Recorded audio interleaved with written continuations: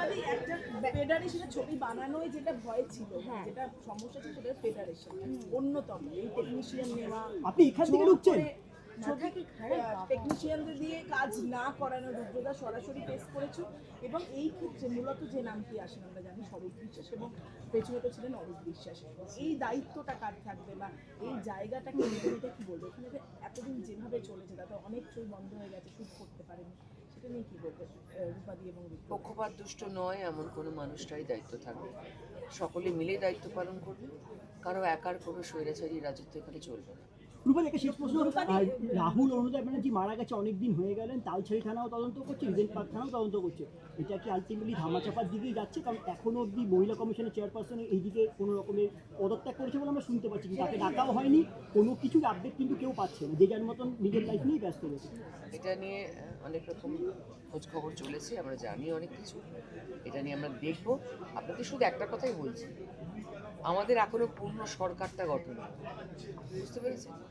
মানুষ সত্যি এতটাই ক্লান্ত ছিল যে মানুষের আকাঙ্ক্ষা, প্রশ্ন এবং এক্ষুনি সব উত্তর চাই, এটা চলছে, সেটা অ্যাকসেপ্ট করছি, সেটা স্বাভাবিক।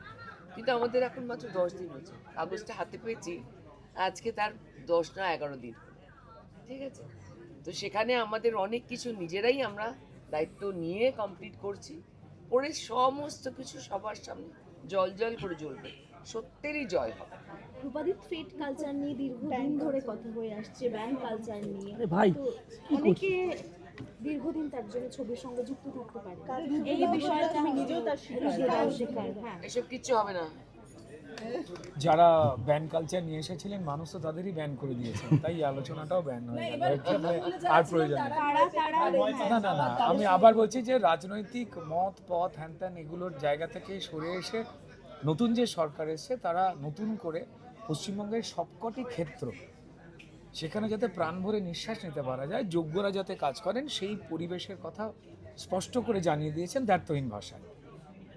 হ্যাঁ, যে প্রশ্নগুলো এগিয়ে আসছে আপনাদের তরফ থেকে, এটাও কিন্তু একটা প্রচলিত পুরনো ভয় থেকে তৈরি হওয়াই প্রশ্ন, কারণ নিরপেক্ষ মিডিয়াকেও বাঁচতে দেয়নি আপনাদের।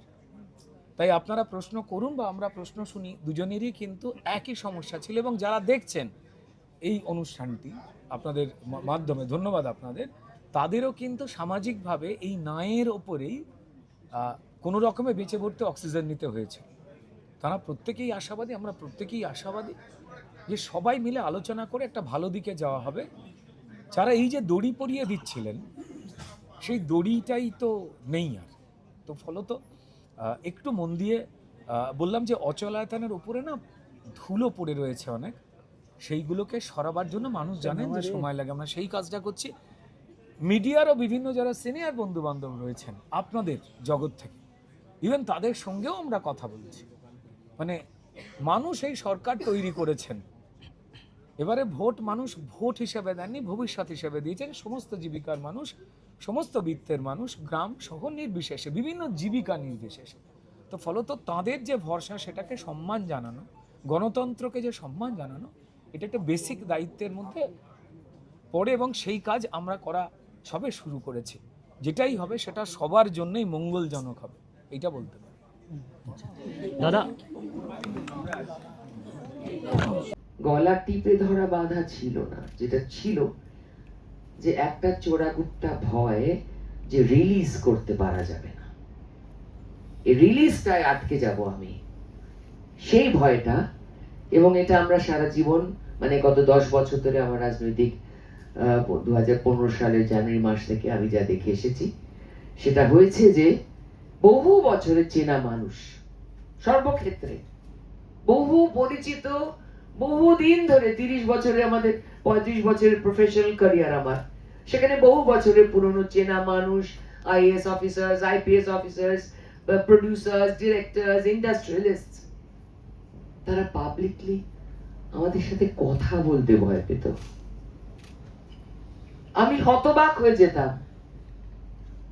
বড় বড় হাউস যেগুলো ইনভাইট করতো আমাদের সে ছোট্টবেলা থেকে, তারা আমাদের ইনভাইট করতে ভয় পেয়ে যেত। যে সিটি এডিশন পেজেস গুলো আমাদের জেনারেশনের লোকেদের জন্য চালু হয়েছিল এবং বেঁচে ছিল। আজকে যে আপনারা বড় বড় কয়েকটা খবরের কাগজের যে কটা এখনো বেঁচে আছে, ওই সিটি এডিশন, আপনারা বোধহয় জানেন, আমরা যখন প্রথম শুরু করেছিলাম তখন সিটি এডিশন নিউজপেপার ছিল না। একটা খবরের কাগজে টুং করে এইটুকু বেরিয়েছিল, আমি কান ফেস্টিভ্যালে গেছি, এইটুকু। আমার কান ফেস্টিভ্যালে যাওয়া কলকাতা শহর থেকে সেটা বেরিয়েছিল যে এইটুকু একটা খবর। এরকম ছিল খবরের কাগজের অবস্থা। তারপর আমাদের সময় এলো সিটি এডিশনস, যাদের জন্য সিটি এডিশনস গুলো বেজে বড়তে রমরমিয়ে চললো, হঠাৎ একটা রেজিম এলো, সেই রেজিমে আমাদের কোথাও যাওয়া নিষেধ, কেউ ডাকবে না, কেউ সামনে দেখলে কথা বলবে না, মুচকি দূর থেকে হাসবে, এরম করে ইশারা মারবে, এইগুলো ছিল। বাড়ি গিয়ে ফোন করে মেসেজ করবে, it was nice seeing you again after so long. এই সমস্ত অশান্তির শেষ, শেষ, একদম শেষ। আর কেউ কাউকে ভয় পাবে না, সবাই সবার সঙ্গে চলবে, সৎ এবং অসৎ, ন্যায় এবং অন্যায়, এরই শুধু ভাব থাকবে, আর কিছু ভাব থাকবে না। আচ্ছা রূপাদি এবং তোমাদের কাছে একটা প্রশ্ন, যে এখানে এই মুহূর্তে তো বেসিক মানুষ তাদেরকে বলেছেন যে আপনারা অনেক পরিশ্রম করেছেন, এবার একটু বিশ্রাম নিন। ফলত পরিষ্কার নতুন করে যেভাবে চললে সিনেমা বাঁচবে, টেকনিশিয়ানরা বাঁচবেন, আর্টিস্ট বাঁচবে, বা বাকি আনুষঙ্গিক যারা এই কাজের সঙ্গে অবহিত মানুষ জড়িয়ে, এই নিয়মগুলো তো চাপিয়ে দেওয়া, এই নিয়মগুলো তো তৈরি করা। Competition commission of India, CCI, তাদের তো একটা নিয়ম আছে এই দেশে, তারা অনেক কথা বলেছেন, জানিয়ে দিয়েছেন, যা ভারতবর্ষের সমস্ত ফিল্ম ইন্ডাস্ট্রি যারা নিজেদের সুস্থভাবে পরিচালনা করছেন, সেগুলোকে নিয়ে আমাদের যারা সিনিয়ররা রয়েছেন এখানে, তাদের সঙ্গে অবশ্যই আলোচনা করে আমরা ঠিক করব, তাতে কোনো কষ্ট হবে না কারণ। হ্যাঁ, যদি কেউ মনে করেন যে স্বৈরাচার পোষণ করব, তার কষ্ট হবে, তো বাকি যারা গণতন্ত্রের পক্ষে, শিল্পের পক্ষে, তারা আনন্দই পাবেন। রূপাদি এবং রুদ্রদা দুজনকেই একটা প্রশ্ন, অনেকেই বিজেপি আসার পর নতুনভাবে ইন্ডাস্ট্রি নিয়ে স্বপ্ন দেখছে, টলিউড নিয়ে। তোমরা কি কি করবে ভাবছো, এবার টলিউড কিভাবে সাজাবে? অনেক লম্বা চড়া প্ল্যান হয়েছে। একটা ছোট্ট এক্সাম্পল দিয়ে বলতে পারি, এই যে নন্দনে ওপরে 2, 3, 4 খুব স্পেশাল রুম বানানো হয়েছে, ঠিক আছে, ভালো পিডাব্লিউডি কাজকর্ম করানো হয়েছে, খরচাও হয়েছে, স্ক্রিনের যে যত্ন, সাউন্ড সিস্টেমটা যে যত্ন, সেগুলো হয়নি। যেরকম অনেক রিভিউজ আমরা করছি, অন গ্রাউন্ড আমরা ঘুরে বেড়াচ্ছি, নানান জায়গাতে রিপোর্ট নিয়েছি। শুভেন্দুবাবু আমাদের 4-5 জন বা আরও বেশ কজন আমাদের ইন্ডাস্ট্রির সকলকে দায়িত্ব দিয়েছে এগুলো নিয়ে একটা পুরো রিপোর্ট তৈরি করে ওনাকে জমা দিতে। তো মিট করছে অফিসার্সদের সঙ্গে, রিপোর্ট বানাচ্ছে। আমাকে একটা অন্য কাজ যেতে হবে, বাকি সব উত্তর দেবে। কেউ কি প্রতিকূলতার মধ্যে পড়তে হবে ডিরেক্টর এবং প্রযোজকদের? প্রথম কথা হচ্ছে যে প্রতিকূলতা তো নেই, এটাই তো বলতে পারি যে এমন একটা সময় মানুষ নিয়ে এসেছে, বিভিন্ন দিক দিয়ে নানান অভিজ্ঞতার পরে, বিভিন্ন লড়াই দেখবার পরে, নিঃশ্বাস নিতে গেলেও এখানে যেন অনুমতি লাগতো, স্বপ্ন দেখতে গেলেও এখানে অনুমতি লাগতো যে কে কার লোক, নাহলে স্বপ্ন দেখাও যাবে না। ঠিক এইভাবেই মৃত্যু ধীরে ধীরে গ্রাস করছিল, শুধুমাত্র শিল্প সংস্কৃতির ক্ষেত্রে নয়, প্রতিটি অঙ্গনে। তো তাই যাতে স্বাধীনতার সঙ্গে, স্বাধীনতার মানে হচ্ছে যে আমাদের আর কতটা বলতে নেই বা এগোতে নেই, সেই সম্যক জ্ঞান অর্জন করা। স্বাধীনতা মানে স্বেচ্ছাচারিতা তো নয়। তো তাই আমার এই মাটিটাতে যে উন্মুক্ত স্বাধীনতার একটা বড় পরিসর দেওয়া রয়েছে, সবাইকে সম্মান জানিয়ে, সব পেশার মানুষকে সম্মান জানিয়ে, সমস্ত মতামতকে সম্মান জানিয়ে সবাই সবার মন দিয়ে কাজটা করবে। এবং এই ক্ষেত্রে আমার মনে হয় যে আমাদের নিজেদের এই যে নতুন ভোরটা এসেছে, এনেছেন মানুষ, দায়িত্ব দিয়েছেন আমাদের সবাইকে, এক্ষেত্রে মানুষ ভুলেই গিয়েছিলেন যে আচ্ছা তার নিঃশ্বাস নেওয়াতেও বাধা নেই, এটা আমার অধিকার।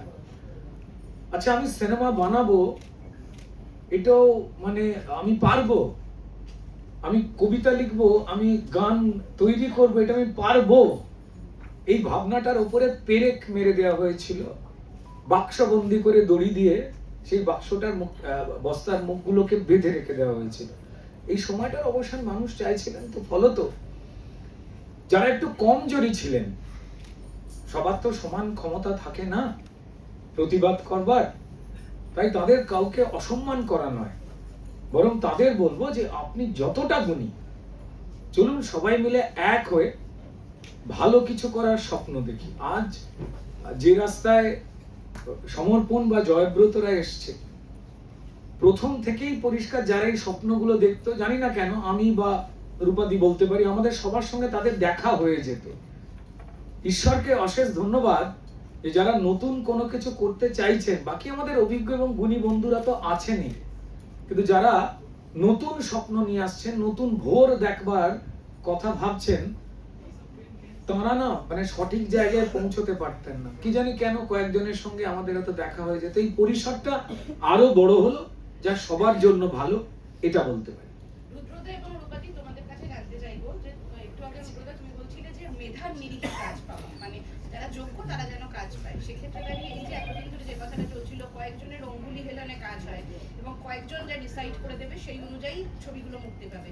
এবার এখন থেকে এই মেধার নিরিখে কাজটা, মেধাগুলো ডিসাইড করবে কে বা কারা, মানে কোন ছবি কতটা ভালো না ভালো সবার মতন, এটা কে ডিসাইড করবে?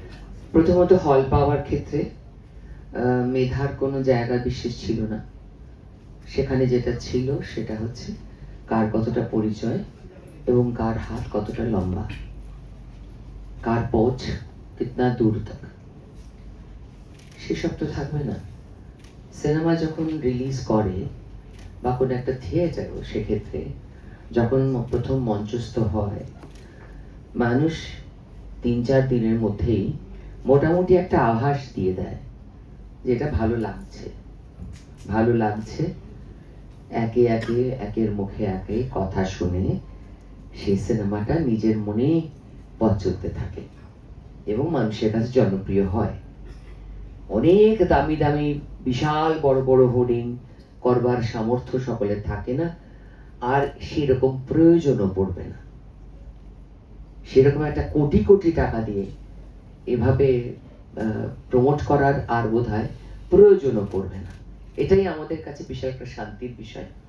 এবং এই যে মেরিট প্রশ্নটা আপনি করলেন, যে মেরিটটাকে ডিসাইড করবে জনতা, অডিয়েন্স ঠিক করবে যে কোন সিনেমাটা আমরা কতবার দেখব।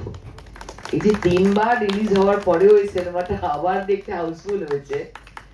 আজকে সমর্পণের সিনেমাটা এত লোকের ভালো লেগেছে, সব কটা অডিটোরিয়ামে আজকে হাউসফুল, প্রায় ফুল চলছে, এখানে তো হয়েছে প্লাস। তো সেটা তো মানুষ তাদের বার্তা জানিয়েছেন, তাই না?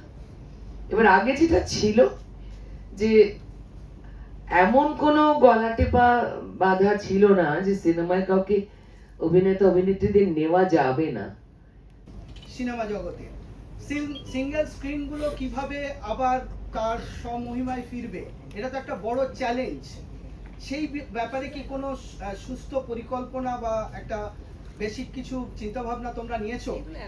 আমি বলছি যে এটা খুব গুরুত্বপূর্ণ প্রশ্ন, কিন্তু এই প্রশ্ন নির্মাণ সংক্রান্ত বিষয়। সবকিছুকেই না রিস্ট্রাকচার করা হচ্ছে। এতগুলো বছর ধরে যে না পাওয়ার অভ্যাসে আমরা অভ্যস্ত হয়ে গিয়েছিলাম, যে চাইলেই বোধহয় আমার গর্দান যাবে এমন একটা সিচুয়েশন পশ্চিমবঙ্গে ছিল। তো তাই আমরা চাইতেও অনেকে ভুলে গেছি। জানলা খুললে যে আলোটা আসবে তার উপরেও এমন নিষেধাজ্ঞা ছিল, তাই জানলাতে হাত দিতেই আমরা ভুলে গিয়েছিলাম। কিন্তু এখন যখন পরিবর্তিত একটা পরিবেশ তৈরি হয়েছে, মানুষ চেয়েছেন বলে, তাই জানলাটা আমরা খুলে দিয়েছি। এবার আমরা ওই আকাশে পাখি দেখতে চাইছি, সুন্দর একটা মেঘ দেখতে চাইছি, জানলা দিয়ে একটা গাছও দেখতে চাইছি, যেটা খুব স্বাভাবিক একটা চাহিদা। কিন্তু গাছটাকে তো কেটে ফেলা হয়েছে, তাই গাছটা তো লাগাতে হবে।